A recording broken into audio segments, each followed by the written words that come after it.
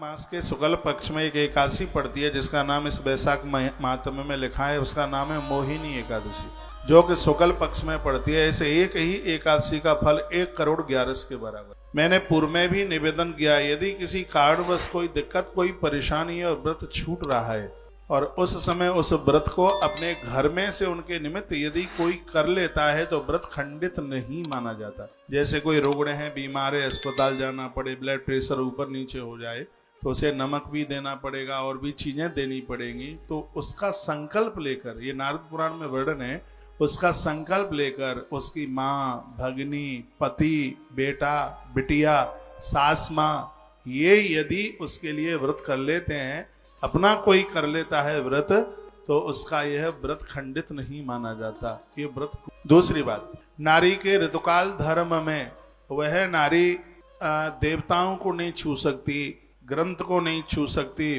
पूज्य लोगों को नहीं छू सकती, तो फिर वो क्या करे? वो मानसिक रूप से भगवान का स्मरण करे और अन्न ना खाए तो उसको व्रत करने का पूरा फल मिलता है। उसमें कहीं कोई कटौती नहीं। वो ये सोच लेती है कि अब मैं अपवित्र हूं, पूजा पाठ तो कर नहीं सकती, तो 4 परांठे खींची लो, अब क्या है, तो बिल्कुल भी व्रत नहीं माना जाएगा। ऐसा हमारे ग्रंथों में लिखा है। वो पूजा नहीं करे, बिल्कुल भी ना करे, देवताओं के सन्मुख भी ना आवे, लेकिन वो अन्न ना खावे, मानसिक भाव से भगवान का स्मरण करती रहे, तो उसको पूरा का पूरा व्रत करने का फल प्राप्त होता है। वो भले ही कौन सा भी व्रत करे। इस ग्रंथ में लिखा है कि वैशाख मास के शुक्ल पक्ष में पड़ने वाली एकादशी 1100 उद्यापन के लिए बहुत बड़ी एकादशी। कुछ एकादशियां हैं जिनका फल सीधे डायरेक्ट करोड़ गुना है उसका। शुक्ल पक्ष में पड़ने वाली जो एकादशी है, ये मोहिनी एकादशी है।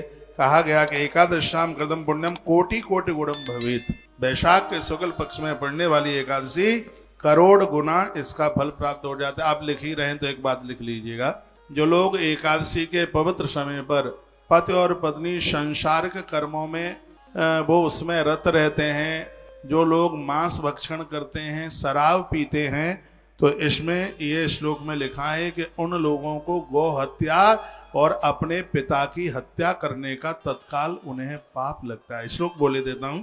लिखा है कि सगो ध्रश्य कृतघ्नश्च पृतघ्नश्च महास्मृतः। वर्णन है कि पिता को मारने से, उसका वध करने से जो पाप लगता है, गाय को मारने से जो पाप लगता है, उसी प्रकार से एकादशी के दिन सांसारिक कर्मों में, स्त्री पुरुष के संबंध में, शराब पीने पर, मांस भक्षण करने पर लोगों को वही पाप लगता है। मैंने पूर्व में निवेदन किया है, एकादशी पर्व की तिथियां, श्राद्ध, नवरात्रा, इन दिनों में बच्चों का जन्म शुभ है, लेकिन इन दिनों में गर्भ में संतान आवे वो बिल्कुल भी शुभ नहीं है।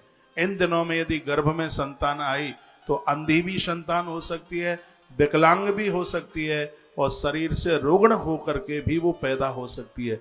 जिसका मस्तिष्क काम न करे ऐसी भी औलाद जन्म ले सकती है।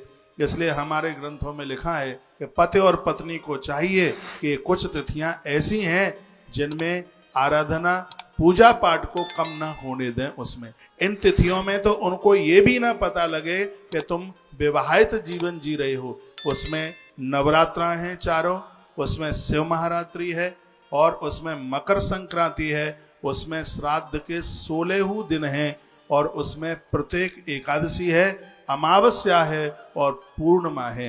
इन तिथियों में स्त्री पुरुष को बहुत सावधान रहना चाहिए। इस ग्रंथ में तो लिखा है, यदि गलती कर दी तो सीधे गाय मारने का और पिता की हत्या करने का पाप लगता है। श्लोक है, श्लोक नंबर 7 है, 22 नंबर का अध्याय है, वैशाख महात्म्य स्कंद पुराण, अध्याय नंबर 22 और श्लोक नंबर 7। सगो घ्रश्य कृतघ्नश्च पृतघ्नश्च महास्मृतः। कहा उनको गैया और पिता की हत्या करने का पाप लगता है यदि उन्होंने ऐसी पवित्र तिथि में यदि कोई अपराध